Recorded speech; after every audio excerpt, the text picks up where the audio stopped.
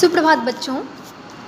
वसंत में आज हम लोग पाठ 10 सुभद्रा कुमारी चौहान द्वारा रचित कविता झांसी की रानी का आगे का भाग अध्ययन करेंगे। पिछले भाग में हमने पढ़ा था कि जब अंग्रेज भारत पर अधिकार कर लिया तो वे बड़े बड़े राजाओं नवाबों को भी ठुकरा देते थे, अर्थात वे किसी की विनती प्रार्थना नहीं सुनते थे। और इससे आगे आज पढ़ेंगे। आगे की पंक्ति है, छीनी राजधानी दिल्ली की, लिया लखनऊ बातों बात, कैद पेशवा था बिठूर में, हुआ नागपुर का भी घात, उदयपुर तंजौर सतारा कर्नाटक की कौन विसात, जबकि सिंध पंजाब ब्रह्म पर अभी हुआ था ब्रज निपात, बंगाले मद्रास आदि की भी तो यही कहानी थी, बुंदेले हर बोलों के मुँह हमने सुनी कहानी थी, खूब लड़ी मर्दानी वह तो झांसी वाली रानी थी। कवित्री कहती हैं कि अंग्रेज़ों ने धीरे धीरे भारत पर अधिकार जमाना शुरू कर दिया। भारत की राजधानी दिल्ली के अतिरिक्त लखनऊ को भी उन्होंने जीत लिया। बिठूर के राजा पेशवा बाजीराव को बंदी बना लिया गया तथा नागपुर पर भी घातक हमला हुआ। इसी प्रकार उदयपुर तंजौर सतारा कर्नाटक आदि भी अंग्रेज़ों के सामने न ठहर सके। सिंध पंजाब ब्रह्मा आदि प्रदेशों पर अंग्रेज़ों के शासन की बिजली गिर चुकी थी। यही हालत बंगाल और मद्रास की भी थी। बुंदेलखंड में हर हर महादेव का जयघोष करने वाले वीर बुंदेलों के मुख से हमने यह कहानी सुनी थी कि रणभूमि में पुरुषों की भांति अंग्रेज़ों से लड़ने वाली रानी लक्ष्मीबाई थी। आगे है, रानी रोई रनिवासों में, बेगम गम से थी बेजार, उनके गहने कपड़े बिकते थे कलकत्ते के बाजार, सरेआम नीलाम छापते थे अंग्रेज़ों के अखबार, नागपुर के जेवर ले लो लखनऊ के ले लो नौलख हार, यो पर्दे की इज्जत परदेशी की हाथ बिकानी थी, बुंदेले हर बोलों के मुँह हमने सुनी कहानी थी, खूब लड़ी मर्दानी वह तो झांसी वाली रानी थी। जिन राजाओं के राजपाट छीने गए उनकी रानियां रनिवासों में रो रही थीं, अर्थात वे अपने कक्ष में रो रही थीं, और जिन नवाबों की रियासत छीनी गई उनकी बेगमें भी बहुत दुखी थीं। अब तो उनके गहने और कपड़े कलकत्ते के बाजारों में बिकते थे। अंग्रेजी अखबारों में उनके गहने और कपड़ों की नीलामी की सूचना सरेआम छापी जाती थी। नागपुर के जेवरों और लखनऊ के प्रसिद्ध नौलखे हार बाजारों में बिक रहे थे। इस प्रकार भारत देश में स्त्रियों के मान सम्मान को भी अंग्रेज ठेस पहुंचाने लगे थे। ऐसा लगता था मानो कि भारत की मान मर्यादा अब अंग्रेजों के हाथ में हो।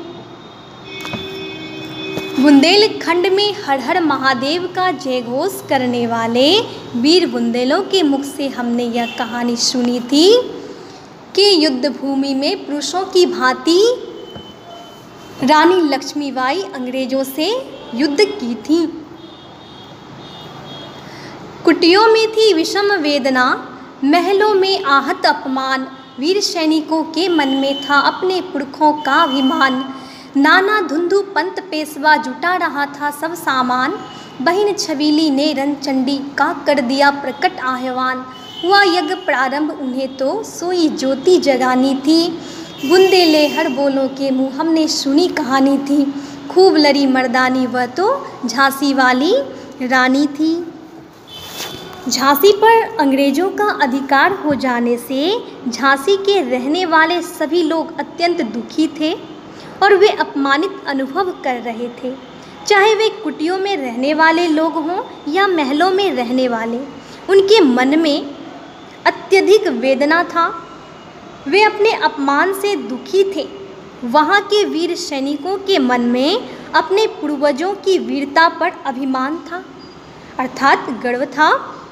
इसलिए नाना धुंधु पंत पेशवा, जो पेशवा बाजीराव के पुत्र थे नाना साहब, वे झांसी को अंग्रेज़ों से मुक्त कराने के लिए युद्ध का सामान इकट्ठा कर रहे थे और उनकी बहन छबीली अर्थात महारानी लक्ष्मीबाई ने दुर्गा का रूप धारण करके युद्ध आरंभ कर दिया।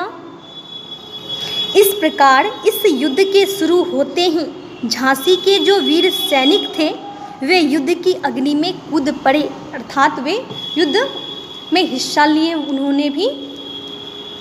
बुंदेलखंड में हर हर महादेव का जय घोष करने वाले वीर बुंदेलों के मुख से हमने यह कहानी सुनी थी कि युद्ध भूमि में रानी लक्ष्मीबाई ने अंग्रेज़ों से पुरुषों की भांति युद्ध की थी।